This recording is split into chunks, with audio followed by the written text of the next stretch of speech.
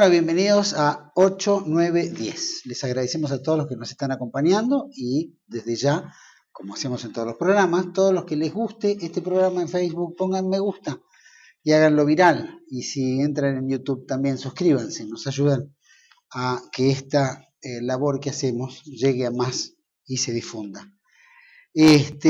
Bueno, hay tantas noticias en la Argentina de las cuales simplemente voy a tirar dos datos. Hoy en la Catedral Metropolitana se va a llevar a cabo una ceremonia, ¿cómo se dice? Interreligiosa, en la catedral. Y se va a conmemorar nada más ni nada menos que el día del Kristallnacht. Kristallnacht es la noche de los cristales rotos que ocurrió en Berlín en 1938. Raro que se haga en la catedral, realmente. Esperemos que en las sinagogas y en los centros islámicos se haga lo mismo con la cantidad de iglesias que se han destruido en el mundo árabe y en el mundo israelí, y que todos han colaborado de alguna manera para socavar toda esta espiritualidad católica que es tan importante para todos los que profesamos esa fe.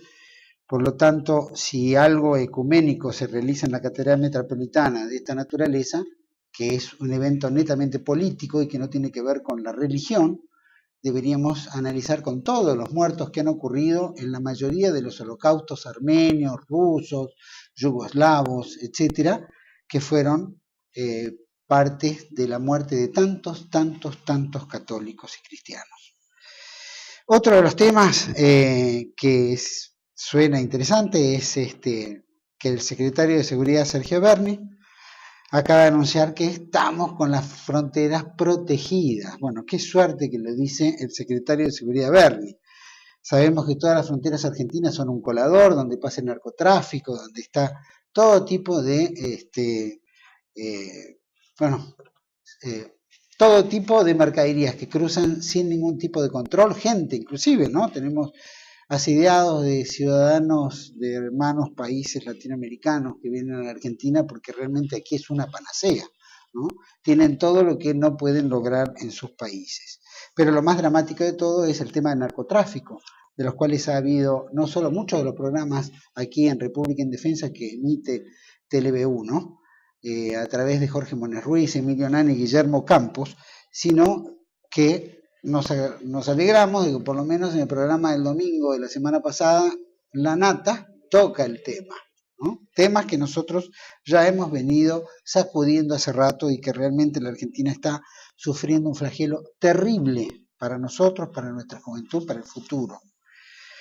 Así que otro de los dramas argentinos para tener en cuenta, y la sociedad va a tener que exigirle a los gobernantes que esto cambie, Otro de los temas, el vocero de la Presidencia de la Nación, Escosimarro, qué difícil el apellido, Escosimarro, ya anunció el retorno de la presidenta Cristina Fernández Welhelm de Kirchner, que vuelve a la Casa Rosada, dicen, el próximo lunes, y que bueno, va a tener que enfrentar la multiplicidad de problemas que ha dejado, por lo menos nos ha dado un descanso importante en todos los medios de comunicación, no nos ha torturado con sus mensajes y sus alocuciones, sino que por lo menos hemos descansado el oído. Sin embargo, no han descansado los kirchneristas en hacer macana por hacer.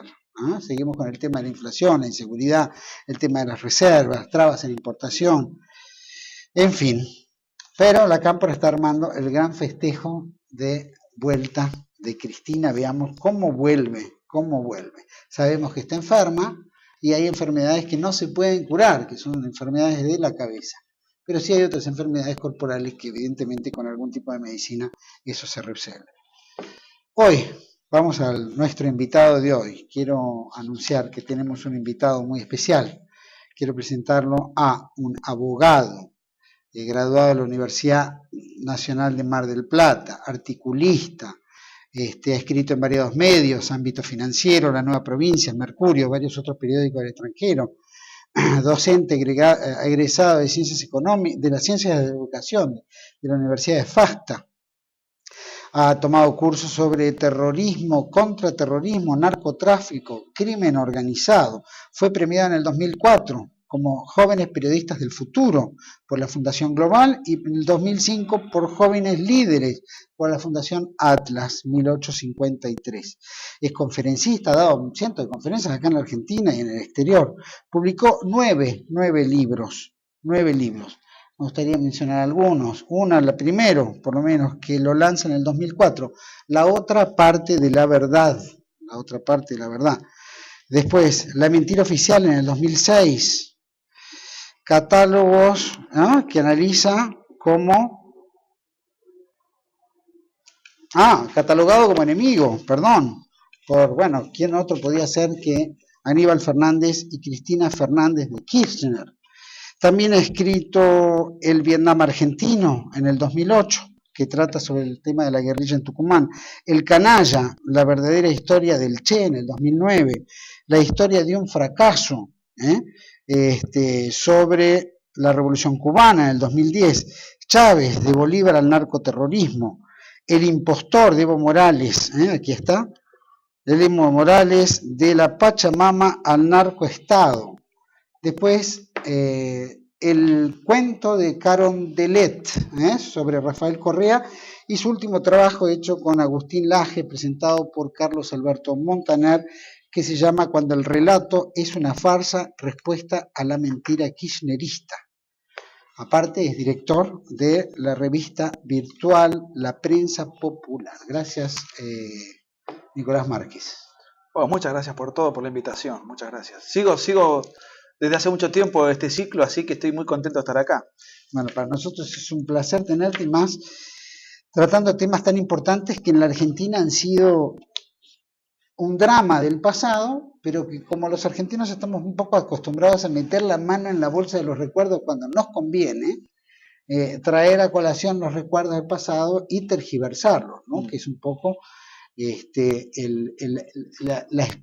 digamos, la experiencia y la profesión del gobierno actual, que es traer esta farsa, ¿no es cierto?, y toda la calamidad de mentiras relacionadas a estos muchachos idealistas que han provocado tanto daño, tanta muerte, ¿no?, tanto sacrificio en la Argentina, y que hoy lo vivimos en carne propia.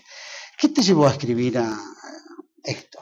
¿Hasta qué punto te hartó el sistema como para decir, voy a escribir estas mentiras? No, ese es un libro que hicimos con Agustín Laje, que nos hemos complementado muy bien. Y nosotros consideramos que el kirchnerismo, parafraseando un poco aquella frase de Marx, ¿no?, que la historia se repite primero como tragedia y después como farsa. Entonces podríamos decir que los montoneros fueron la tragedia y el kirchnerismo es una farsa. Nosotros creemos que el kirchnerismo es una tragedia y una farsa al mismo tiempo, ¿no? Es una superación de esa consigna. Y porque efectivamente tiene componentes burdos, grotescos, y componentes que son realmente para lamentar y de temer, de cuidado, ¿no? Y lamentablemente las críticas que se le vienen haciendo al kirchnerismo son críticas que parten desde usinas de pensamiento progresista, periodistas progresistas, políticos progresistas, que se oponen al kirchnerismo, pero no van al fondo de la cuestión. No hacen una profunda crítica ideológica, critican las consecuencias del sistema, pero no las causas, que son las que generan esas consecuencias. Entonces con Agustín dijimos, bueno, hagamos un libro muy fuertemente confrontativo, pero con una fuerte carga ideológica. Y el libro tiene dos partes, ¿no? Por un lado es la parte biográfica del matrimonio, una biografía matrimonial, hablamos de Cristina, de Néstor Kirchner, hacemos una especie de biografía de los dos. Parte de la documentación la sacamos de este programa cuando entrevistaste a Graciela Brunetti. Claro. Arreglate como puedas. Claro, que fue un libro muy rimbombante. Bueno, y después la segunda parte del libro ya es meternos de lleno en la política nacional del gobierno, con los asuntos más emblemáticos de este gobierno, que ha sido la llamada política de derechos humanos, la política comunicacional, la política económica, también nos metemos con eso, la política internacional. Bueno, tratamos de ir al corazón del relato, desmenuzarlo, combatirlo con datos específicos, ¿no? O sea que tiene dos partes el libro. La parte biográfica, porque creemos que Néstor y Cristina han hecho un autorrelato de su propia biografía y de su propia historia, que también es falso. Y después está la farsa institucionalizada, que es lo que venimos padeciendo desde el año 2003 a la fecha. Así que fue un libro profundo, muy profundo, porque el kirchnerismo no da respiro. Sí, porque aparte está en boga todo el tiempo, claro, y va convenciendo a mucha gente que todavía parece que no ha visto el pasado, no ha experimentado o estudiado el tema del pasado de esta pareja tan conflictiva. Cuando ustedes analizan el tema de la vida personal o la vida de ellos dos, ¿qué conclusiones sacan dentro del libro? ¿Cuál es tu? Mirá, vemos aparte de inventar su propio pasado, etcétera, digamos, tanto uno como el otro tienen diferentes conflictos personales por diferentes motivos. O sea, Cristina Kirchner, y esto vos lo has ya indagado, es una mujer que ha nacido siempre con aire de superioridad, con ansias de superioridad, le ha gustado rodearse de ambientes, digamos, de un nivel social superior al de su procedencia, lo cual no está mal, digo, pero eso le ha llevado a tener una superficialidad de espíritu, un esnovismo, que siempre fue en contradicción con su supuesta militancia revolucionaria, su vida juvenil frecuentando lugares exclusivos, pretendiendo ir a mejores colegios, pretendiendo ir al Jockey Club, que no cuestiono eso. Digo, choca con la militancia revolucionaria montonera que después se quiere adjudicar en La Plata. De Néstor Kirchner también hay un poco de todo eso, aunque él me parece que era más auténtico. Incluso en su vestimenta, era más, tenía menos cuidado por las cuestiones formales. Y me parece que eso sí, ellos, en lo que tiene que ver específicamente con la cuestión de los 70, ellos han tenido una simpatía por aquellos movimientos terroristas, montoneros, por aquella cuestión. Ellos se sentían bien en esos ambientes, tenían amigos que pertenecían a esos ambientes, y sentían una cuestión emocional afín, aunque después hayan hecho plata en el sur, nunca se hayan involucrado en la guerrilla ni nada por el estilo, pero les ha quedado como una suerte de culpa interna. Si nosotros no hicimos lo que hicieron las personas que, en fin, nosotros sentíamos afecto por su causa y por lo que eran. Entonces ahora, 50 años después, 30 años después, 40 años después, vamos a hacer algo, aunque sea simbólico, para sentirnos mejor con nosotros mismos, y bueno, persigamos militares octogenarios, y armemos un relato y armemos una épica, aunque después Vudú sea presidente de la nación por imposición nuestra. Claro. Pero digamos, algo tenemos que hacer para sacarnos esa culpa interna, que algunos le llaman valentía tardía, ¿no? Claro. Y a veces algunos políticos con esos conflictos personales que llevan a cuestas, hacen una plataforma de gobierno, un programa de gobierno. Y algo de eso hay en el kirchnerismo, ¿no? Vos ves, por ejemplo, uno entiende que dentro de la vida que han tenido ellos, o por lo menos los que conocemos, estamos interiorizados en su vida, que ha sido bastante miserable, inclusive porque se han dedicado a aplicar la 1050 del gobierno militar, donde se ejecutaban inmuebles de la gente que no podía pagar, de préstamos que había adquirido, en fin, un montón de cuestiones que eran acoplados a todo lo que es la usura, o todo lo que es ese aprovechamiento. Teniendo ellos esa vida y habiendo compartido de jóvenes con grupos X, montoneros, etcétera, de los que estuvieron ellos ligados, digamos, indirectamente, llamémoslo, sí, en alguna fiestita, en algún lugar. Pero pregunto, ¿nunca nadie del otro lado les pasó factura? Como diciendo, mirá, pará, hermano, vos hiciste la tuya, nunca estuviste de este lado, ¿cómo te podés atribuir determinados conceptos y formas sabiendo de que no estuviste a la par luchando o viendo morir los compañeros? Mira, nosotros extraemos testimonios de militantes de la época que pertenecían inclusive a la jerarquía de los grupos donde Cristina y Néstor podían militar, y apenas los conocen, de referencias, incluso a Néstor por sus rasgos faciales, pero un conocimiento... Es inconfundible, ¿no? Claro, pero no por un acto de arrojo, ni por un compromiso orgánico, ni nada por el estilo.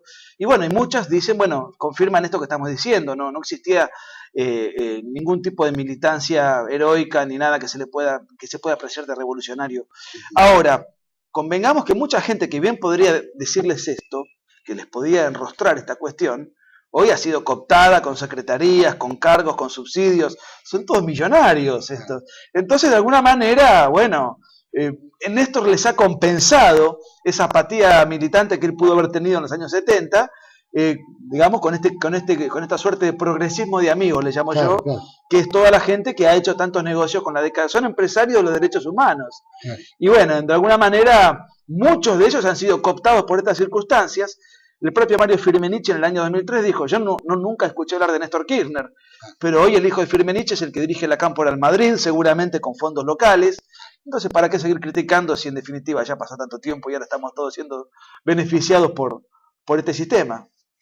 Y decime, sí, tal cual, si ya están todos comiendo de la teta del Estado Claro. y han sabido distribuir, ¿quién va a tirar la piedra? ¿No? Claro, ya ¿Quién va a arruinar? son viejos ajustes de cuenta que ya no vale la pena revolver.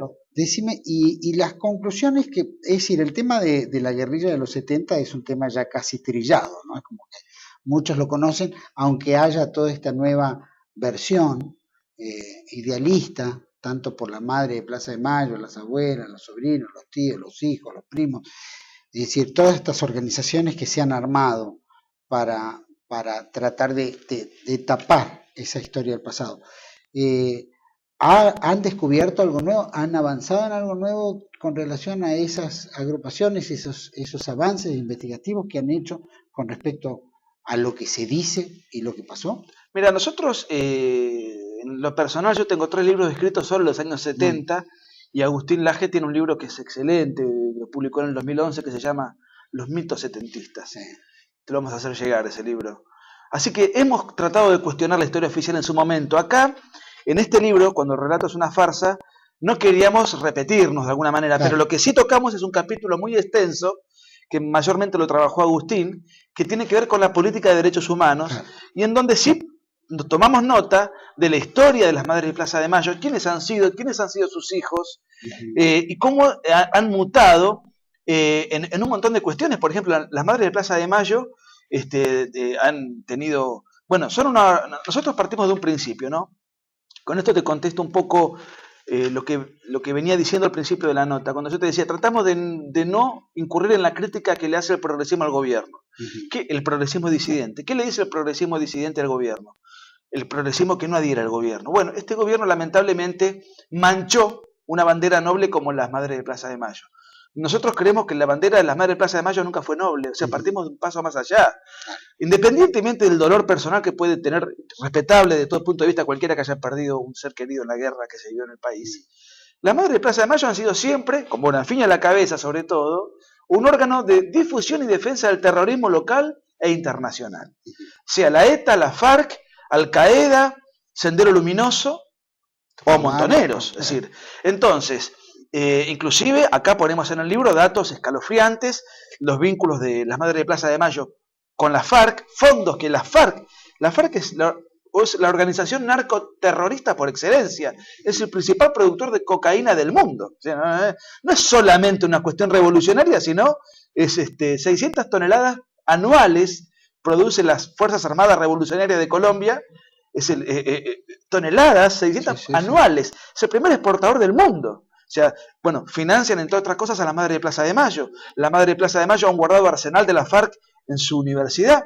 Ellos han mandado militantes de su estructura, de las Madres de Plaza de Mayo, a Colombia, a militar en la FARC, a enlistarse en la guerrilla, a Chiapas, con el subcomandante Marcos. Es decir, todo eso nosotros lo tocamos para que el lector tome nota que el escándalo de sueños compartidos, de Joclender y todo este emprendimiento inmobiliario que ha tomado tanta relevancia, lo cuestionamos, lo criticamos y nos oponemos, pero no es lo más grave de este tipo de grupos y de organizaciones.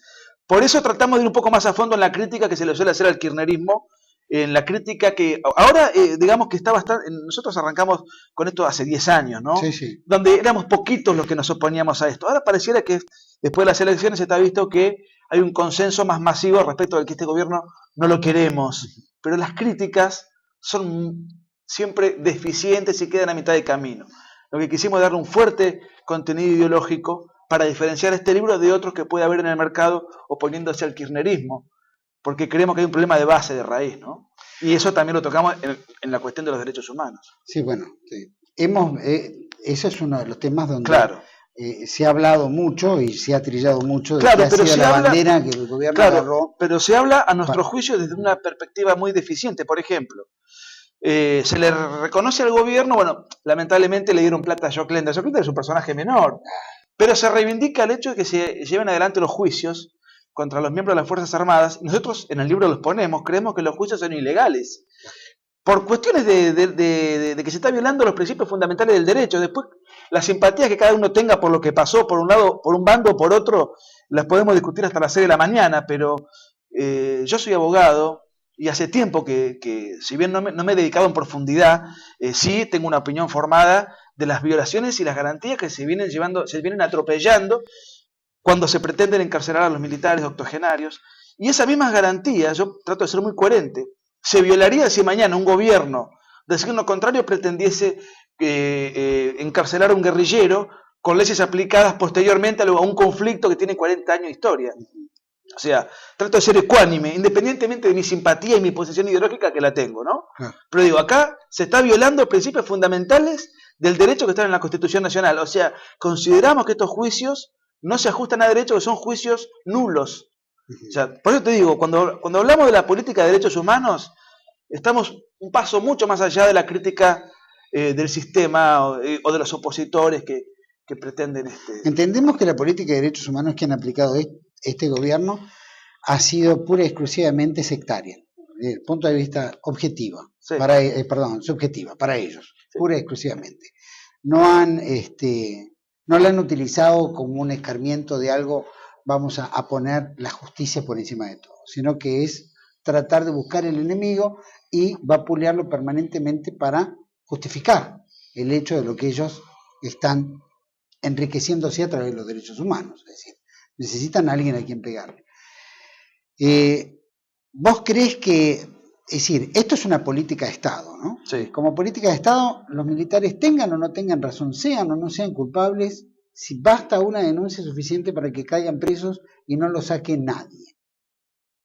Eso desde el punto de vista de los juicios en sí, pero nosotros partimos de la base, primero, de que este gobierno, para llevar adelante todo esto, le hizo un golpe de Estado a la Corte Suprema de Justicia, expulsó 4 jueces y puso 4 jueces de facto. Claro. Para llevar adelante toda una serie de atropellos jurídicos insólitos. Por ejemplo, la Corte ya había declarado que las leyes de obediencia debida y punto final, y los decretos de indultos que beneficiaban a guerrilleros y militares eran constitucionales, eso es cosa juzgada. A partir de ahí, todo un andamiaje jurídico se empezó a destruir con conceptos insólitos. Por ejemplo, se dice, bueno, no, esto hay que perseguir porque como acá hubo delitos de lesa humanidad, esto no prescribe y aunque pase el tiempo no debemos contemplar el paso del tiempo. Nosotros, por un lado, creemos que podemos discutir si hubo delito de lesa humanidad o no, pero el delito de lesa humanidad se impone en el derecho argentino en el año 94 con la reforma constitucional, es decir, no se puede aplicar a lo que pasó en la década del 70, o sea que creemos que más allá de la parcialidad ideológica con la cual se está persiguiendo, la persecución en sí violenta principios fundamentales del derecho. Por eso te digo, si mañana un gobierno de signo contrario decidiese liberar a los militares y perseguir a los guerrilleros, yo también sostendría que es una persecución injusta. Vamos a ir a un pequeño corte y volvemos aquí con Nicolás Márquez, escritor con Agustín Laje. Cuando el relato es una farsa, la respuesta a la mentira kirchnerista. Vamos a un corte y volvemos enseguida.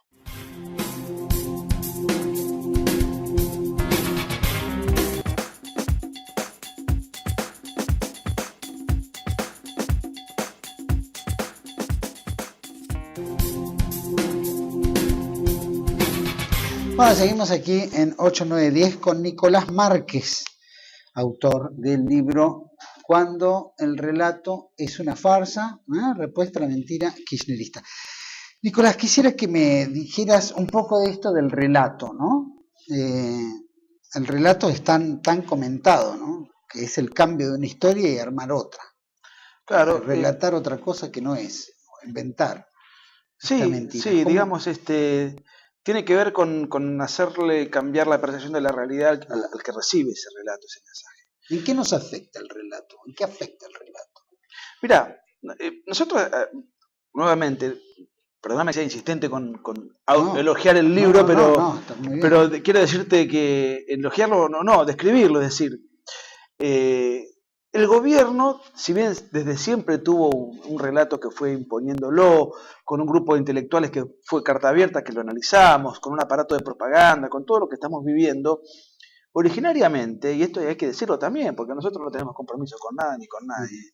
Clarín era el vocero, parte del relato. Era la estructura comunicacional. Cuando a veces lo escucho a personajes insólitos que tienen una prédica demasiado visible para lo que han sido, como Alberto Fernández, que ha sido jefe de gabinete y ahora es opositor tardío. Y dice cuando yo era jefe de gabinete, la Secretaría de Comunicación era una secretaría chiquitita, sin presupuesto. Mirá lo que han hecho ahora, claro, porque en esa época te apoyaba Clarín. Cuando se genera la ruptura, no hacía falta armar un aparato de comunicaciones, pues ya lo tenían cooptado. Cuando Clarín se distancia, y ahora Clarín son genocidas, Clarín es el demonio, una corporación que hay que destruir, y nosotros en este sentido estamos a favor de la libertad de prensa, es decir, no a favor de Clarín.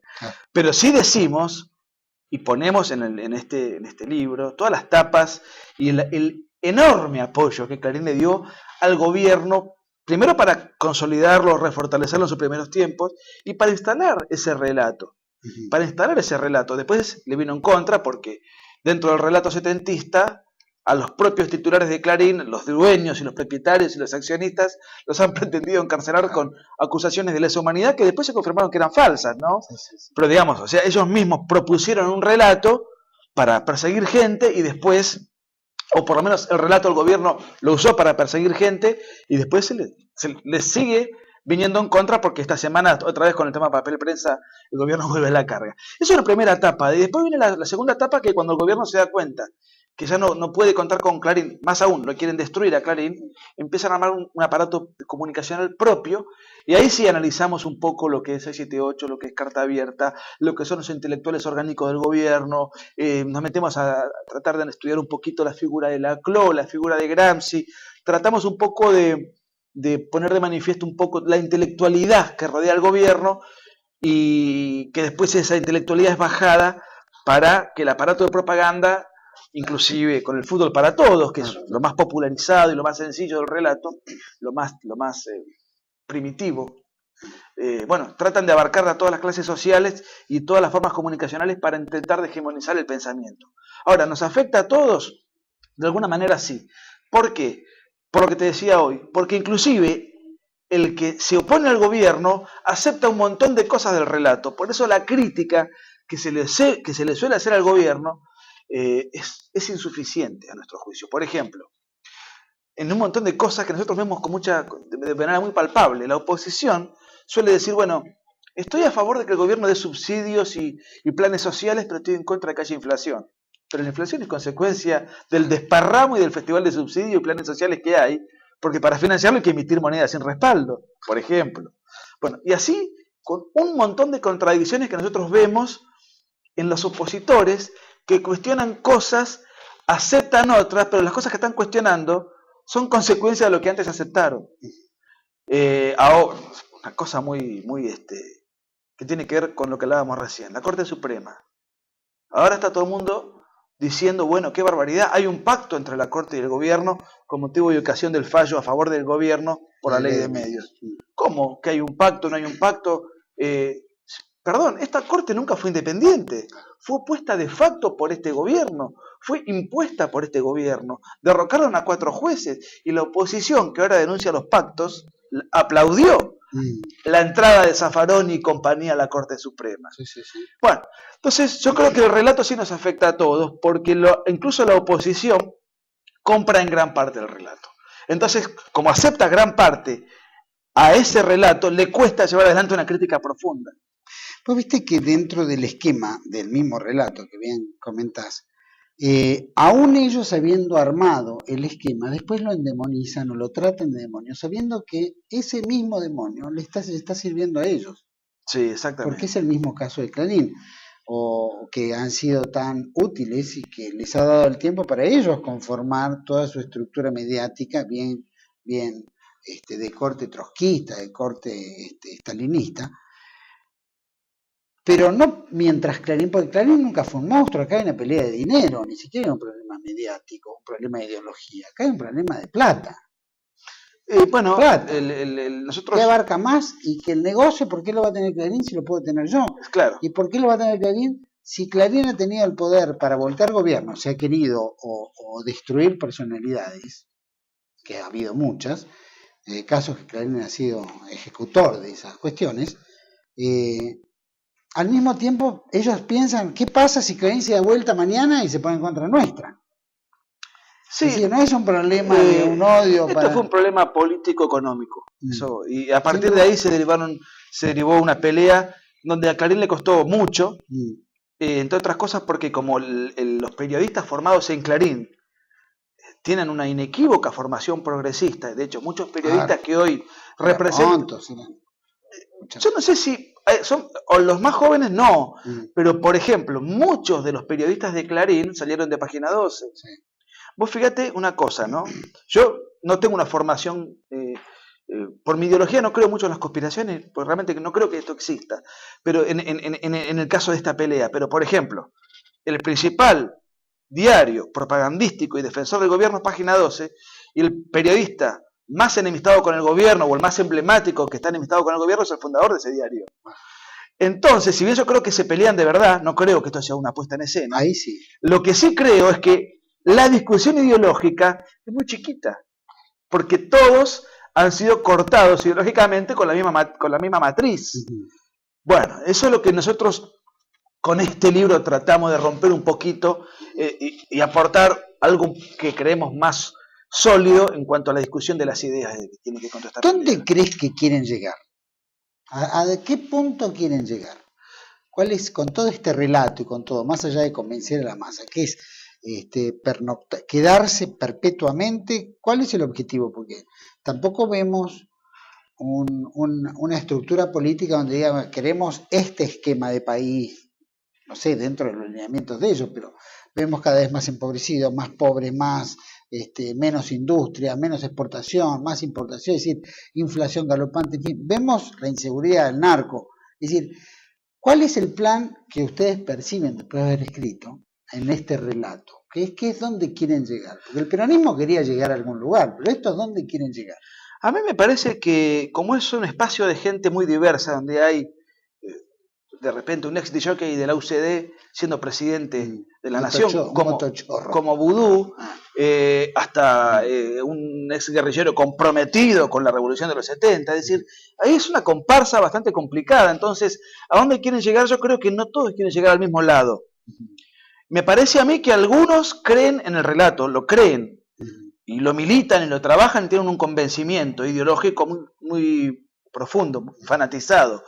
Otros son oportunistas, crápulas que pudieron haber estado en este gobierno, como pudieron haber estado en un gobierno de los 90 o los gobiernos militares, y que en definitiva hacen negocios, se adaptan, se acomodan, se mimetizan, y son digamos, adalides de la prostitución política. Entonces, es como que el kirchnerismo se compone, como empezamos hoy conversando, de la tragedia y de la farsa. Los trágicos son los que quieren llevar una revolución en serio, ¿no? Que tiene una fuerte connotación estalinista en su militancia, en su matriz psicológica y en su filosofía. Y después están los crápulas, los vivos, los millonarios, los que viven en Puerto Madero, que también forman parte del gobierno, es decir, la comparsa, la farsa y la tragedia, todo entremezclado. ¿A dónde quieren llegar? Algunos quieren llegar al extremo ideológico, y otros que quieren es seguir perpetuándose en el poder para poder seguir haciendo negocios, en el mejor de los casos, o en el peor de los casos, para no tener complicaciones judiciales cuando este gobierno cumpla su mandato. O sea, me parece que hay intereses. Y ahora, ¿qué ocurre? A los dos les sirve, en todo caso, que el modelo continúe, por diferentes motivos, ¿no? ¿No crees que dentro del ámbito político a los ministros, secretarios, venía a la reunión de ellos? Es decir, toda la oposición casi viene a la reunión de ellos, por lo menos dentro de lo que es renovador, que no renueva nada, ¿no? Inclusive, no solamente del Frente Renovador, el otro día con Agustín Laje habíamos estado de gira en Mendoza, donde hay muchos amigos, hicimos una gira en 4 ciudades, y bueno, de repente la figura opositora emblemática es Cobo, que no tengo nada contra Cobo, porque fue vicepresidente de Cristina. Viene de ahí también. Es decir, son opositores tardíos, y eso... Por eso digo de que han creado ellos mismos su propio enemigo, pero el enemigo de ellos, es decir, el amigo de ellos. A la medida... O sea, que no es tan enemigo como un opositor realmente, ¿no? Estos no son opositores, estos vienen del riñón de ellos. Es decir, son enemigos amigos. Yo creo que son enemigos políticos. Conocidos. Son enemigos políticos, me parece a mí. Yo creo que la pelea por el poder la disputan en serio. Lo que no tienen es una enemistad ideológica, porque no tienen un modo de pensar tan distinto. Porque si yo tuviese un modo de pensar tan distinto al del kirchnerismo, no hubiese sido vicepresidente del kirchnerismo a partir del año 2007, cuando ya conozco quiénes son, qué hacen, a dónde quieren ir. O lo mismo el Frente Renovador, que también se compone de Felipe Solá, es decir, bueno. Entonces yo creo que efectivamente luchan por el poder y a lo mejor se odian. Eso yo no lo puedo saber. Creo que efectivamente son enemigos, pero políticos. Es decir, se dentro del pelean para esquema ver electoral. quién sigue con el modelo. ¿Quién sigue con el poder? ¿Quién cambia la historia? No tienen una convicción de fondo, porque, insisto, quien tiene una verdadera convicción nunca hubiese formado parte del oficialismo, incluso con cargos de altísima responsabilidad y representación. Y yo tengo mis dudas con respecto, recién hablabas, decías que no creías en las conspiraciones, ¿no? Yo creo que en el fondo todos conspiran, es decir, conspiracy, como dicen en inglés, significa cuando se encierran en un cuarto y analizan las políticas de una empresa, ¿no es cierto? Es una cuestión casi aceptada, es decir, está mal vista por ellos, pero en realidad está aceptada en el orden empresarial, en el orden, llamémoslo, institucional. Es decir, Estados Unidos cuando va a aplicar una política internacional se juntan, analizan a puertas cerradas. No es una cuestión abierta, nadie puede entrar para verlo. Y eso implica una serie de, se puede llamar conspiración, se puede llamar de intercambio de políticas, intercambio de ideas, como quieras. Pero acá hay algo un poquito más que pareciera que rompe el fondo, porque bien decís, hay opositores políticos, pero la política es la misma. Es decir, la política, ¿cuál es? ¿Es la del saqueo? ¿Es la política económica que va a seguir empobreciendo a la Argentina? ¿Es la política del préstamo, seguir pidiendo afuera y endeudando al país? ¿Es la política de no establecer nuevas empresas, de generar fuente de empleo, del salario? Es decir, todo lo que a la sociedad, es decir, al pueblo le importa, ¿no? La sociedad es una cosa abstracta, pero al pueblo le importa. Es decir, ¿cómo podemos mejorar la calidad del pueblo? Yo lo que veo es que hay una conspiración que de alguna manera colabora con intereses extranjeros. Lo veo porque si hay alguien que le importa que la Argentina se destruya para que sea fácil, cooptable, puede ser, qué sé yo, desde el Estado de Israel, desde Londres en Inglaterra y desde Washington en Estados Unidos. Es decir, hay un interés común en las riquezas del país. Te viene Chevron, bancado por el gobierno, tan defensor de los intereses nacionales, que lo tiene Chevron, lo tiene Monsanto, y sigue pagando la deuda externa, por ejemplo. Es decir, ¿hay algo más? ¿Vos ves que ahí se estanca y que es una pelea ahí? ¿O hay algo más por encima que les da las indicaciones para hacer? Porque yo nunca he visto un gobierno que haga tan bien mal las cosas. Tan bien mal las cosas. Es decir, si uno se sienta con Parrilli, uno se da cuenta que Parrilli es una bestia, es un animal. Uno no puede tener diálogo, no puede hacerle entender que es una escultura. No entienden. Es decir, cualquier cosa que uno le hace entender, se levanta y te increpa a las trompadas, como lo hace Moreno, o como lo hace este otro secretario real y técnico de la presidencia, Zanini. O Abal Medina, Zanini. Es decir, es un gobierno donde reacciona de esa manera. Entonces, ¿cómo políticas de Estado pueden, es decir, políticas del gobierno, del relato, del modelo, pueden estar tan bien aplicadas cuando está manejada por este grupo de bestias? ¿Cómo puede ser? Yo tengo una visión filosófica y económica a favor del libre mercado. O sea, vos sabés que yo no creo en esta cuestión de pulpos internacionales, que yo creo, obviamente la política se nutre de intereses, pero yo no lo analizo desde ese lugar. Pero independientemente de eso, yo lo que creo es que este tipo de sistemas, no nos olvidemos que desafortunadamente cuentan con el aval del sufragio de manera masiva, más allá de que ahora hayan perdido. ¿Por qué razón? Por varias razones. Entre ellas, porque han dispuesto de mucho dinero, han tenido mucho dinero. Este tipo de populismo se financia cuando tienen un dinero que ellos no crearon, heredaron por circunstancias de los commodities, meteorológicas, porque se duplicó el precio de las hojas, se multiplicó por 10 el precio del petróleo, por lo que fuere, han dispuesto de una cantidad de dinero enorme para poder comprar voluntades, para poder anestesiar a las muchedumbres con planes sociales, con determinados beneficios transitorios, con un mejor pasar transitorio. Y vos decís, bueno, estos tipos son unas bestias. Bueno, pero estas bestias ven que el modelo que ellos tienen le funciona. Le funciona electoralmente, le funciona políticamente, todo el mundo los adula, todo el mundo los elogia y ganan elecciones y acumulan poder. Sin entrar, bajando mucho más a la cuestión no tan elevada en lo académico. Guillermo Vilas decía, el tenista histórico. Si vos jugás al tenis. Como marplatense lo tenés que traer. No, pero porque sea marplatense. Ni me acordaba que era marplatense, además yo no soy marplatense, vivo en Mar del Plata. Pero digamos, que yo no vi las decía. Mirá vos, tiene que ver con lo que te estoy contando, ¿no? Aunque no, el deporte. Si vos jugás al tenis y le pegás con el mango y ganás, y seguís pegándole con el mango. Si estos tipos hacen esta política que vos considerás fantasmagórica, son verdaderas bestias, pero le da un resultado estupendo, ¿por qué no lo van a seguir haciendo? Vamos a otro país que yo estudié hace 3 años y que cada vez nos parecemos más, Venezuela. Algunos dicen, pero ¿cómo puede ser que Maduro diga que habla con Chávez a través de un pajarito? Pero si Chávez decía que hablaba con Bolívar en las reuniones ministeriales y que estaba presente en las reuniones ministeriales el fantasma de Bolívar, y Chávez le dejaba una silla vacía, donde estaban todos los ministros y la silla vacía, y él hablaba con quien él decía que era. Es decir, entonces, y con eso le permitió ganar 17 elecciones sobre 19 que compitió Chávez. Si yo fuese Maduro, diría, bueno, me fabrico otro fantasma. Pajarito, bueno, ¿por qué no? Entonces, no puedo hablar con Bolívar. Pero...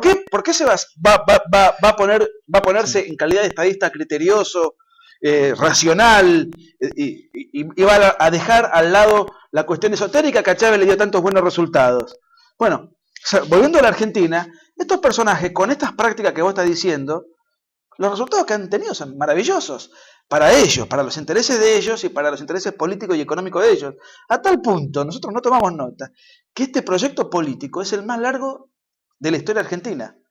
El kirchnerismo, entre el año del 2003 al 2015, son 12 años continuados. No llegó Perón a esa cifra, no llegó Menem, y el único que gobernó 2 años fue Roca, pero no continuados. O sea que estos, con esta política lograron llevar adelante el proceso más largo y prolongado en el mejor contexto político-económico que le recuerda a la Argentina en las últimas décadas, con mala suerte, porque se le murió Néstor Kirchner, sino en el 2015 con la chance de seguir. Claro, seguía Néstor. Cuando vos te va tan bien en lo político, ¿por qué vas a modificar demasiado? ¿Por qué vas a dejar de pegarle con el mango? No, por supuesto, ahí van a seguir pegándole. Y si no están ellos para pegarle con el mango, le van a pegar a los que vengan con el mango, porque acá las políticas, si hay algo que se enraiga, son esas políticas de suerte, ¿no? Y si nadie las cuestiona, mejor. Volviendo a los 70 y estos mitos y qué sé yo, vemos que, ¿vos crees que la sociedad argentina hoy en día comió del todo el relato del setentismo? En gran parte sí, hay un consenso generalizado, pero como esto ha sido tan caricaturesco, empieza a haber un sector importante de la población que empieza a desconfiar de todo eso, ¿no es cierto? Pero me parece a mí que sí hay un consenso generalizado de que acá hubo un genocidio, de que acá hubo cosas que yo jamás compartí, independientemente, acá hubo una guerra. Sí. Eso es un concepto que no está muy claro en la sociedad, muchísimo menos en los jóvenes. Vos decís algo así y es escandaloso. Y además que hubo una guerra ni siquiera lo digo yo, que soy nada, lo dijo la Corte Suprema de Justicia de Alfonsín.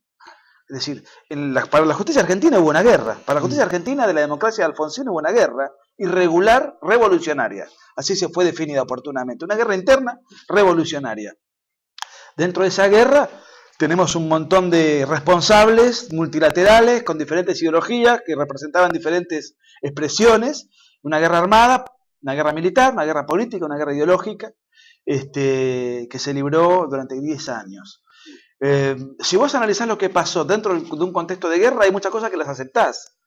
Si vos analizás lo que pasó no en un contexto de guerra, hay cosas que son inaceptables. Detener a una persona en un contexto de guerra es un prisionero político. En un contexto de paz es un secuestro. Claro. Bueno, cambia todo el paradigma a partir de esa premisa. ¿Fue una guerra o no fue una guerra? Para mí eso es clave. Y a partir de ahí podemos discutir hasta las 6 de la mañana lo que pasó.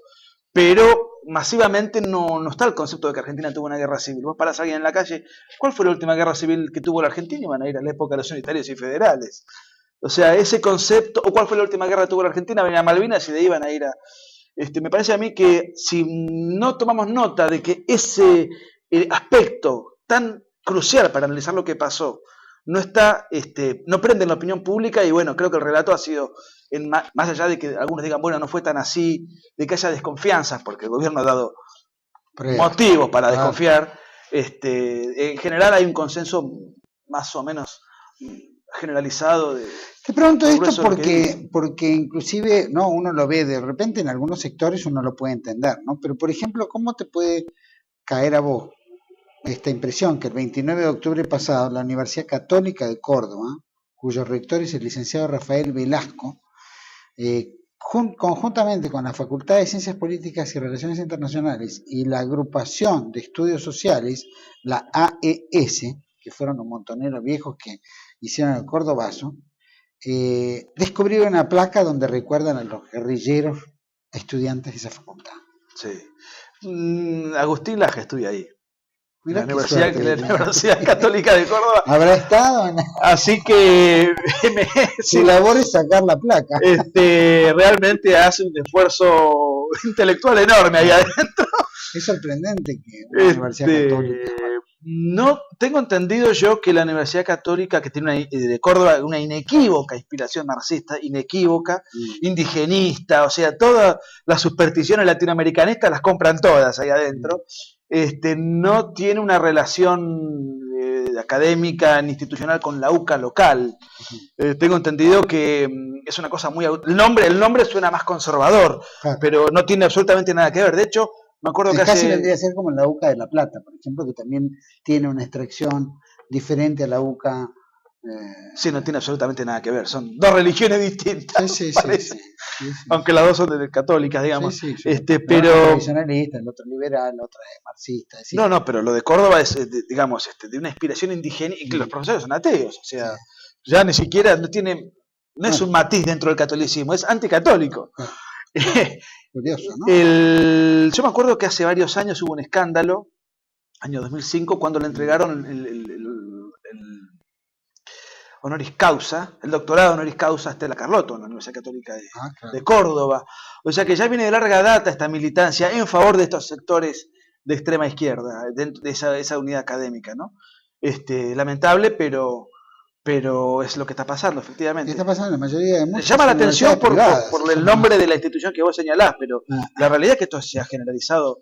De hecho, a ver, en las universidades públicas compiten en las elecciones estudiantiles la cámpora, que es la derecha, contra el Partido Obrero. O sea, bueno, esto es... Entonces, claro, vos te alarmás lo de Córdoba con toda lógica y toda razón, porque es la Universidad Católica de Córdoba. Pero me parece que no es eso llama más la atención, pero es más o menos lo que ocurre en el grueso de las unidades académicas, muchas privadas y las públicas ni hablar, ¿no? Bueno, debe haber mucha resistencia con respecto a publicaciones por el estilo. Si la gente está permanentemente bombardeada con que el relato es importante y los medios de comunicación se han transformado en esta especie de poder que le baja en línea a la gente permanentemente, subliminal y no subliminalmente, la verdad que vamos en un mal camino. Vamos a ir a un corte, volvemos con Nicolás Márquez. Hacemos un corte. ¿Quién era? ¿Abuela? Seguro que era abuela.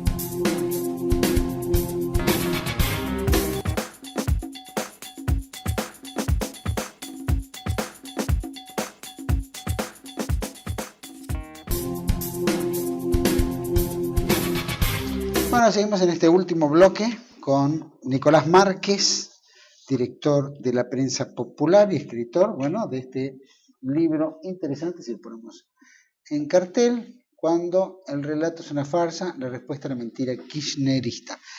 Nicolás, sé que han recorrido el país o están recorriendo el país con el tema del libro.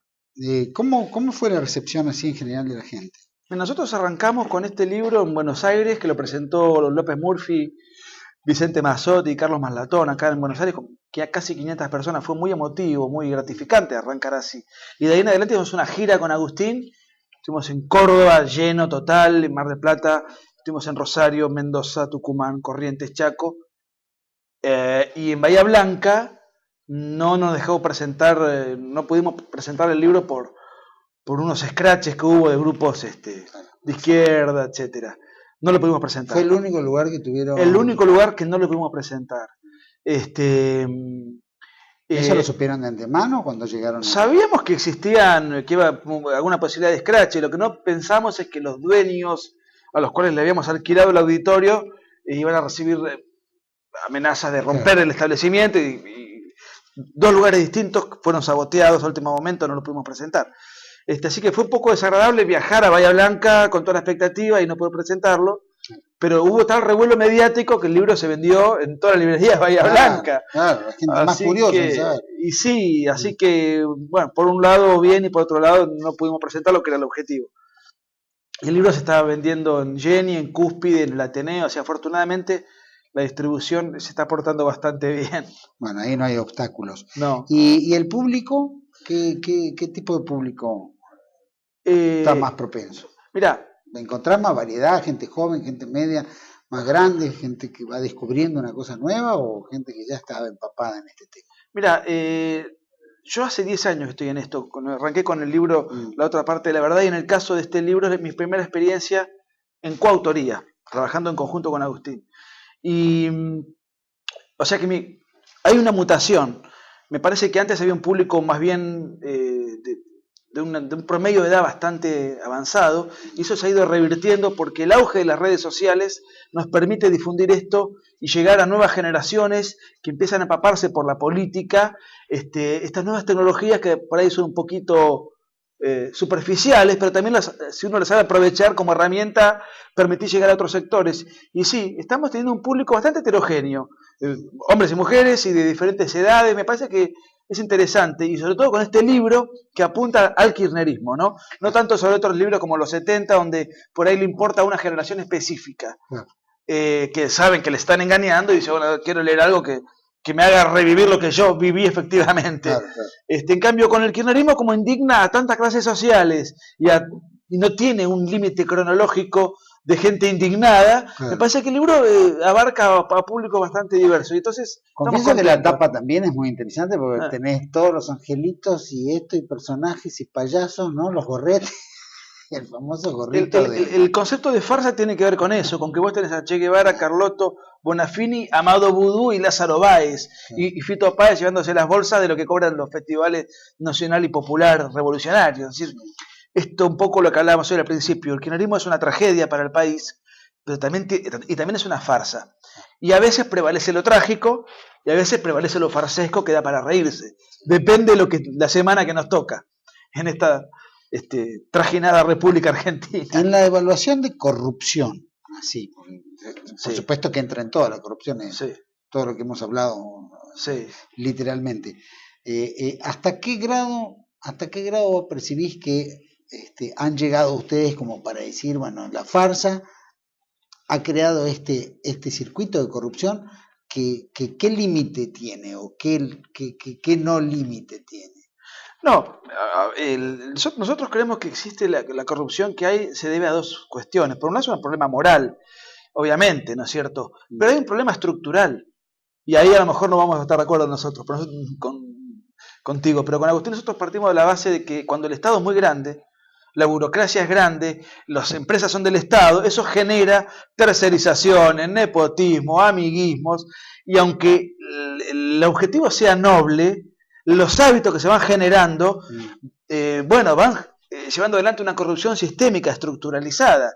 Si mañana sacamos a Néstor Kirchner o a Cristina Kirchner y ponemos a alguien más honesto, hay tal nivel de enquistamiento, no sé si está bien dicho enquistamiento, hay una estructura parasitaria. Claro, hay una tan arraigada, tan afianzada, que para desratizar habría que achicar al Estado. Porque no solamente es un problema moral, es un problema estructural. Ahora, el menemismo achicó el Estado. Sí. Sin embargo, el grado de corrupción no varió. Pero era muy inferior a no porque Menem sea más honesto que estos, sino porque... Ni las privadas, ¿no? Ni las empresas privadas fueron honestas con el Estado. Pero lo que pasa es que hay un problema estructural. Nosotros lo analizamos desde este lugar. A lo mejor no vamos a coincidir, pero de este ejemplo lo ponemos en el libro. Si yo tengo una empresa del Estado y la privatizo, a lo mejor el órgano que la privatizó cobró una coima. Y ahí hubo un hecho de corrupción. Que fue un hecho de corrupción que se agotó en sí mismo, repudiable. Ahora, si el Estado estatiza una empresa, a partir de ahí empieza una corrupción perpetua. Porque ya esa empresa empieza a ser del Estado todos los días, con amigos, con sobreprecios, con tercerizaciones, con gente que te presta un servicio que es mi propia empresa, mi propia firma, apuesta a nombre de mi mujer. O sea, empieza una vorágine, con una fiesta con plata ajena que se consolida, se ensancha y se eterniza. Por eso nosotros creemos que más allá de las cualidades morales de los personajes que nos gobiernan, desafortunadamente, el problema del estatismo es que genera una corrupción endémica. No quiere decir que en un sistema privatista no haya corrupción, nosotros la hemos tenido, pero me parece que tiende a tener efectos menos nocivos porque está más acotada a circunstancias específicas. Esto lo podemos discutir, pero, sí, no, por supuesto. Y de hecho, desde el 2003 a la fecha, Argentina ha caído en los rankings internacionales de corrupción de manera escandalosa. En los países más corruptos del mundo figura la Argentina, incluso con estados tribales africanos competimos a ese nivel. Históricamente la Argentina ha sido pendular, ¿no? Sí. Cuando estaban en esta punta atacaban a todos estos, cuando venía el péndulo para el otro punto, sí, barría con los que no estaban de acuerdo. ¿Vos creés que la historia pendular va a continuar de acá al futuro? Es decir, cuando se termine esta farsa. El perfil de los candidatos que pretenden ser los herederos de esto, digamos, el recambio ideológico político es de personajes que son demasiado insustanciales desde lo ideológico, en exceso moderados en todo, no hay casi una crítica de fondo. O sea que a mí me da la impresión de que puede llegar a haber un matiz más moderado, pero que haya un péndulo. Para eso tendría que haber un partido organizado con determinados líderes, con determinadas ideas sólidas de base, un reclamo generalizado en la sociedad de un cambio de cosas profundas. Y yo eso desafortunadamente no lo veo. Y un poco eso es lo que nos movilizó a hacer este libro. Es decir, a tratar de hacer una crítica que no sea la crítica incompleta que estamos acostumbrados a escuchar desde las usinas opositoras. Un poco por eso valoro tanto el estar en este programa, que sé que están radicalmente en las antípodas, y no porque fulanito metió la mano en la lata, que es algo reprochable, sino por circunstancias más profundas, ¿no? Y ese debate lo podemos dar cada uno en su lugar, más allá de los matices que tengamos, pero no es un debate que esté en la sociedad. Sí, depende también de los hombres, ¿no? La honestidad, ¿no? Los valores, una cantidad de cuestiones y responsabilidades, ¿no? Tomar la cosa pública como una cosa seria, ¿no? Que es lo que no se ha tomado en muchos aspectos, lo que llevó a la privatización, y desde el punto de vista de la privatización también ha llevado a que la cosa pública es de nadie, como no es de nadie, negociemos, claro, podemos aprovecharnos. O sea que no hemos tenido todos la conciencia de que la cosa pública es de todos y todos tenemos que defenderla, ¿no? Claro, lo que pasa es que me parece que desafortunadamente nuestra idiosincrasia, que se ha ido degradando y envileciendo en los valores, el Estado es de nadie. Entonces, y cuando es de nadie es mío. O por lo menos si no es de nadie, es una lucha que hace de todos contra todos, a ver quién se puede apoderar de una ventaja, de un beneficio personal. Nicolás, te agradezco muchísimo. Sé que vas a dar una conferencia el jueves 14 de noviembre, 19:30 horas, en el Café Luna Correa, en Estación Borges del Tren de la Costa. Hay una dirección ahí que es Vicente López. En Vicente López. Vicente López. Sí, la primera vez que estar en Vicente López, muy contentos. Vamos a hacer una presentación más del libro ahí también. Sí. Así que todo lo que sirva para difundirlo nos viene bien. Así que te agradezco enormemente en nombre mío y de Agustín el espacio. Muchísimas gracias, ya saben, bueno, cuando el relato es una farsa, la respuesta a la mentira kirchnerista está en toda la librería de Jenny, y Ateneo, así que pueden recibirlo ahí, bueno, y si no, contactarse a través de Prensa Popular con Nicolás Márquez y Agustín Laje. Nicolás, muchísimas gracias por haber estado aquí. Un placer, gracias de verdad. Gracias. Y bueno, ya vamos a tenerlos pronto de vuelta, seguramente, para tocar otros temas. Un placer. Gracias. Bueno, y a todos ustedes les agradezco por habernos acompañado. Ya saben, el relato, ¿no? La mentira kirchnerista. Ya estamos tan cansados de esta mentira. Parece como que la mentira tanto golpea que parece que se transformara en verdad. Y hay muchas cabecitas en la Argentina que están convencidas que esta farsa y esta mentira es verdad. La han incorporado, la defienden. Inclusive he escuchado gente y he tratado con gente que defiende esta mentira como si fuera un dogma de fe, ¿no? Como una cuestión doctrinaria, y estoy seguro que hay muchos que estarían hasta dispuestos a morir por esto. por la mentira, por el engaño. Lamentablemente en la Argentina esto tiene que gestar un vuelco, tiene que gestar un vuelco. Y bueno, y es cuando nosotros, ¿no es cierto?, nos saquemos la careta y pasemos a actuar y a comportarnos y a exigir lo que verdaderamente creemos como argentinos, defender la patria, ¿no?, que es la casa de todos. Y es lo único que nos queda. Y actuar en consecuencia, actuar con la verdad y actuar con la seriedad. Y exigir la seriedad y la verdad en el entorno. Porque un país no crece con el engaño ni con la mentira, no crece. Es una burbuja que en cualquier momento se pincha y eso desaparece. Y perdemos todos. Y tenemos un país riquísimo, una historia riquísima. Tenemos gente talentosa en la Argentina, que vale mucho y que hay que rescatarla y hay que volverla a poner en el pedestal donde corresponde para que sean nuestros ejemplos hacia el futuro. Y no que estos ejemplos que vemos en el alrededor tan depravados, denigrados, decadentes, que sean nuestros referentes hacia el futuro. No vamos a tener futuro así, es la realidad. Así que bueno, les agradezco a todos por habernos acompañado. Esperamos que estas mentiras kirchneristas cambien un poco la temática en la gente, miren otra cosa y desde ya, bueno, los espero el próximo 8, 9, 10 aquí en TV1, toda la verdad primero. Gracias.